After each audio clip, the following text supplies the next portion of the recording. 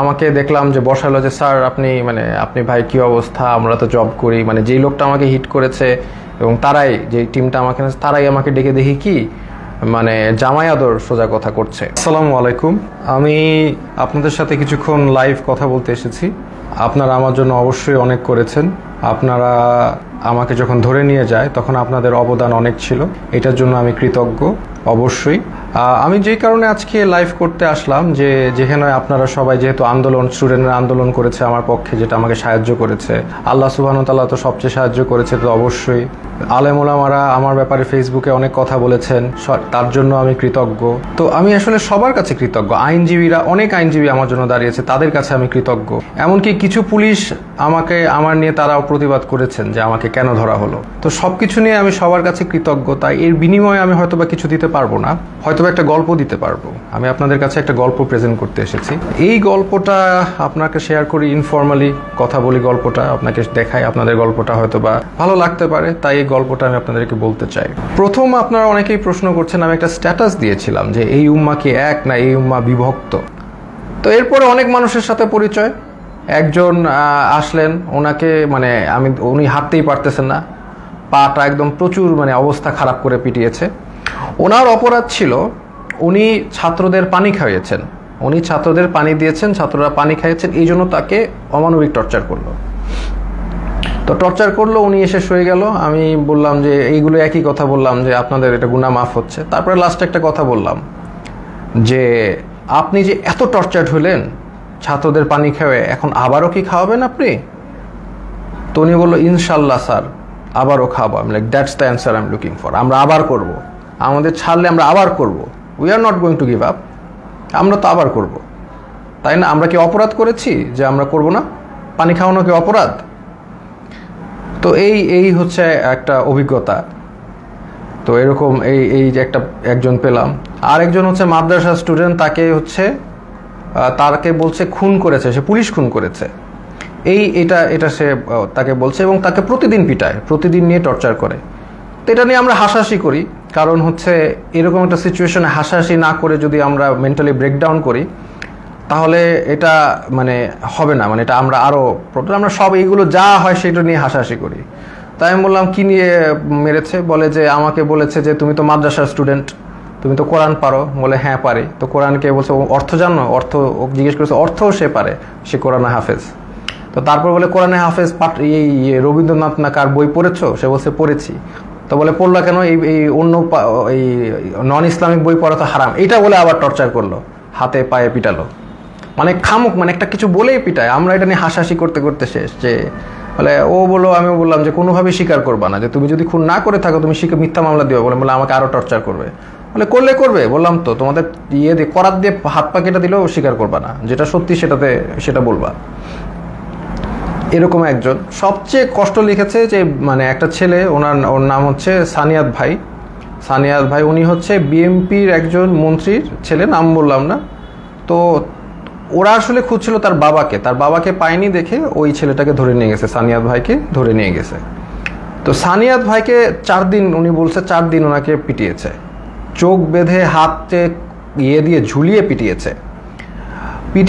এবং সবচেয়ে যেটা উনি বলল যে ওনার মাকে ফোন দিয়ে শুনিয়েছে যে তাকে যে টর্চার করছে, এটা তার মাকে শুনিয়েছে ফোন দিয়ে লিগার হানাদাররা।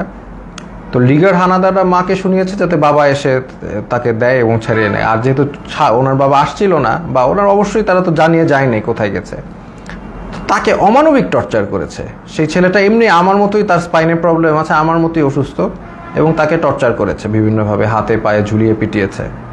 তো সে কাঁদতো অনেক, আমি সান্ত্বনা দিতাম, আমরাও সব বিষয় নিয়ে মজা করতাম। তো এইরকম একটা অবস্থা ওইখানে, প্রতিদিন নাম ডাকতো, প্রতিদিন নিয়ে পিটাতো। এমন রাত যে কোনো সময় ডাকতে পারে, সকাল 12টায় 12টায় ডাকতে পারে, রাত 1টায়, এনি টাইম নাম আসতে পারে। নাম আসলে they will take you and torture you. তো আমাকে টর্চার ওই প্রথম দিন যে হিট করে যে আমাকে থ্রেট দিল, তারপরে আমাকে কোর্টে চালান দেওয়ার পরে আমাকে আর টর্চার করে নাই। বাট আমি বিভিন্ন সময় ইনফরমেশন পাচ্ছিলাম যেমন একজন মানে আমাকে ধরে নিয়ে গেছে, একজন পিটিয়ে আনছে, তাকে সে আমাকে ইনফরমেশন দিল যে আমার ব্যাপারে বলেছে যে অনেক ডিবি নাকি বলছে যে এই লোকটাকে কেন ধরলো, এই লোকটাকে কেন ধরলো, এটা তো ঠিক হয় নাই। আবার আরেকজনকে ধরে পিটিয়ে এনেছে, সে বললো যে স্যার আপনার ব্যাপারে ডিবি কথা বলছিল যে আপনার ব্যাপারে 40 জন লয়ার দাঁড়িয়ে গেছে, এত সংখ্যক লয়ার তারা কখনো দেখে নাই, আপনি খুব ইন্টেলিজেন্ট মানুষ, এগুলো তারা বলছে।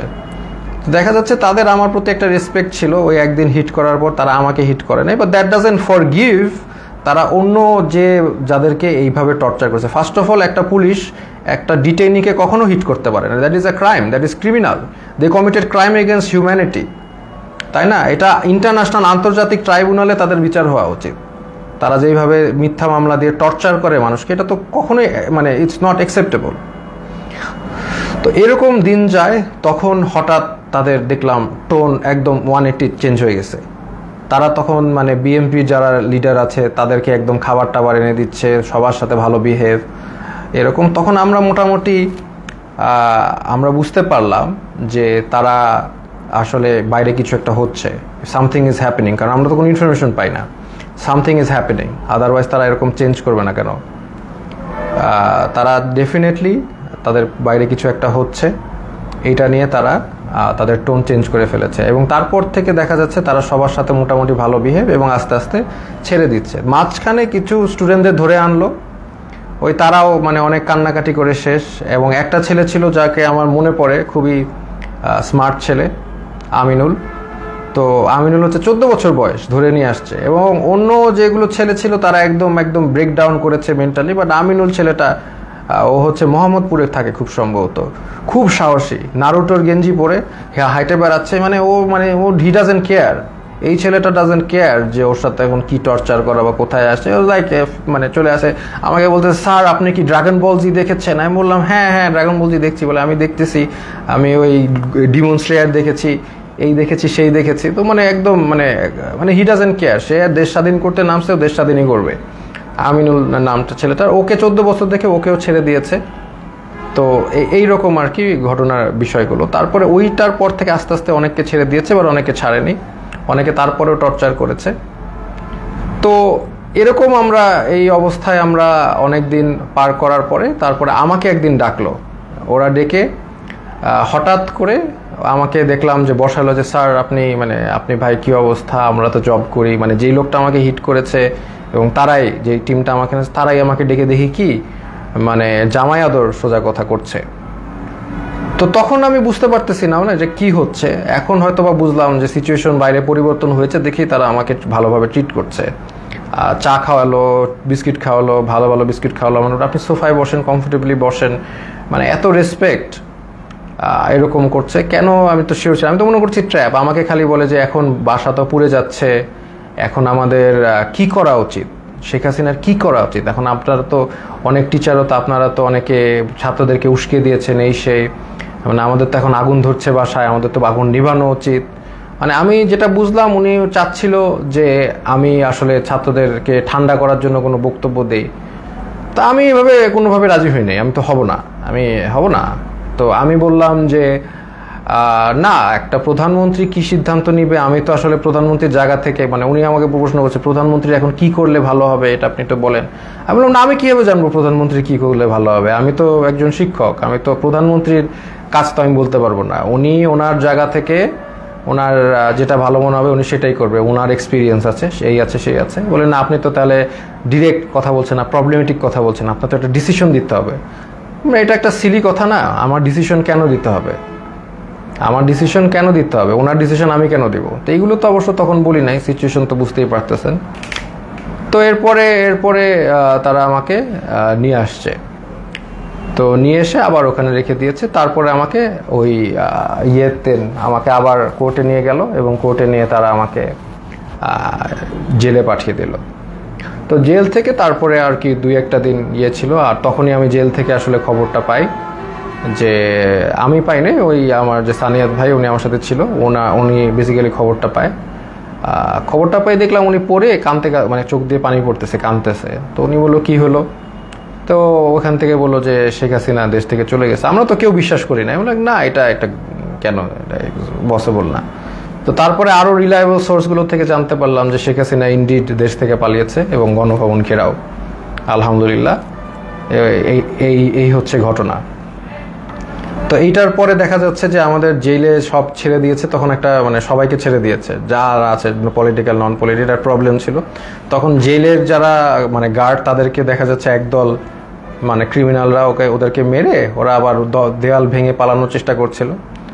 তো উপর থেকে অনেকবার তাদেরকে ওয়ার্ন করা হচ্ছে যে এটা করো না করো না করো না। লাস্ট পর্যায়ে একটা গুলি একজনের গায়ে লাগে, একজন কয়েদের গায়ে লাগে, উনি হয়তো বা মারা যান, আমি জানি না, আমি জানলা দিয়ে দেখছিলাম। তারপর এটা সিচুয়েশন ঠান্ডা হয়, হেলিকপ্টার দিয়ে আর্মি এসে সবাইকে আবার তাদের সেলে ঢুকায়। তো এরপরে তো ঘটনা আপনি জানেনই যে আলটিমেটলি সবাই আমি বের হয়ে যাই, আমাকে বলে ছাত্রদেরকে ঠান্ডা করতে এই জেলের সামনে। আমি তো মানে আমি আমার মতো বলেছি, কিন্তু তার মানে যে এখন তারা যে ক্রাইম এগেনস্ট হিউম্যানিটি করেছে এটা তো আর মানে ইয়ে করা যাবে না। অমানবিক টর্চার কত প্রকার ও কী কী সেটা আপনি ওই ডিবির ওইখানে গেলেই বুঝবেন আর কি, এই আর কি। তো এনিওয়েজ এইটাই হচ্ছে আজকে আমার ছোট গল্প। আমি আসলে যদি জাস্ট আর 5টা দিন বা 3টা দিন আগে বের হতে পারতাম তাহলে আপনাদের সাথে যোগ দিতাম ইনশাল্লাহ। ফিল্ডে হাঁটতে পারি না, বাট আমি তাও যোগ দিতাম।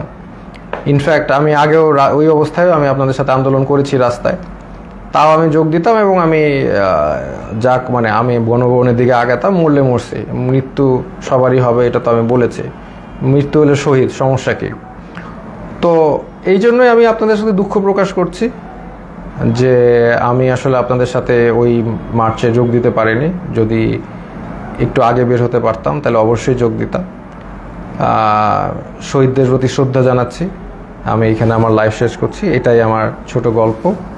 খুব ডিফিকাল্ট টাইম চলে গেছে, কন্টিনিউয়াস নয়েজ, কন্টিনিউয়াস লাইট, শোয়ার জায়গা নাই, একসাথে মানে হাঁটার জায়গা নাই, এবং কন্টিনিউয়াস নাম কল, যে কোনো সময় নাম আসতে পারে। তবে ওই যে আর আরিফ ছেলেটাকে আমি অনেক শ্রদ্ধা করি, কারণ ও বলেছে আর কি, ও বলছে যে অন্য সমগ্নায়করা তো বলেছিল যে ওরা কথা বলে তারপরে বলেছে, তো বলছে আমিও তো বলে তাহলে বলে দিয়ে আমি তাহলে যাই। আমি বললাম না, তুমি এখন কোনো কিছু মানুষের লক আপ থাকতে হবে, কিছু মানুষের বুঝতে হবে যে কিছু মানুষ এখনও ভিতরে আছে এবং মানে অন্যায় চলছে। তো এই জন্য আমি আর ওই জগন্নাথ ইউনিভার্সিটির খুব সম্ভবত আরিফ ছেলেটা মানে খুব সাহসী কথা দেখিয়েছে, এই জন্য আমি তাকে সম্পূর্ণ রেসপেক্ট করি।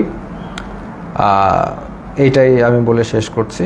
আপনারা এই যে যারা নির্যাতিত হয়েছে, যাদেরকে টর্চার করেছে, যাদের এগেনস্টে ক্রাইম এগেনস্ট হিউম্যানিটি করা হয়েছে, তো তাদের বিচার আসলে চেতে হবে। আসলে এটা না আমি বলতে কষ্ট হচ্ছে, কারণ নবী করিম সাল্লাল্লাহু আলাইহি ওয়াসাল্লাম যখন মক্কা বিজয় করেন তখন উনি কিন্তু 12 জন যুদ্ধাপরাধী বাদে সবাইকে ক্ষমা করেন। কিন্তু এইখানে যেগুলো হয়েছে these are crimes against humanity. এখানে আসলে মানে মাফ কীভাবে করা যায় আমি জানি না, বা যাই হোক যতটুক পারে আমরা ক্ষমা করি। আমরা চাই না একটা মানে সব যে ভালো পুলিশ তার গায়ে হাত উঠুক, আমরা চাই না যে কোনো দোষ করে নাই তার উপর আক্রমণ হোক। কারণ আমি এরকম একজন এসেছে, একজন ডিবি অফিসে একজন আমার সাথে দেখা করেছে, ডিবি পুলিশ, যে বলেন স্যার আমার 2 ছেলে আছে, একজন বুয়েটে একজন মেডিকেলে, দুজনই আপনার জন্য অনেক দুঃখ করেন, দুজনই আপনাকে মনে করেন। আমি বললাম বলেন যে স্যার ভালো আছে, বলেন স্যার ভালো আছে। তার মানে যে সব পুলিশ যে মানে বেঈমান, সব পুলিশ যে ওই লিগার তা কিন্তু না, কিন্তু এটা আমাদের বুঝতে হবে। তো আমরা ফরগিভ করার চেষ্টা করি, আর যারা একদম এরকম ক্রাইম এগেনস্ট হিউম্যানিটি করেছে তাদেরকে আমরা ইনশাল্লাহ বিচারের আওতায় আনবো। আসসালামু আলাইকুম ওয়া রাহমাতুল্লাহি ওয়া বারাকাতুহু। শুভরাত্রি।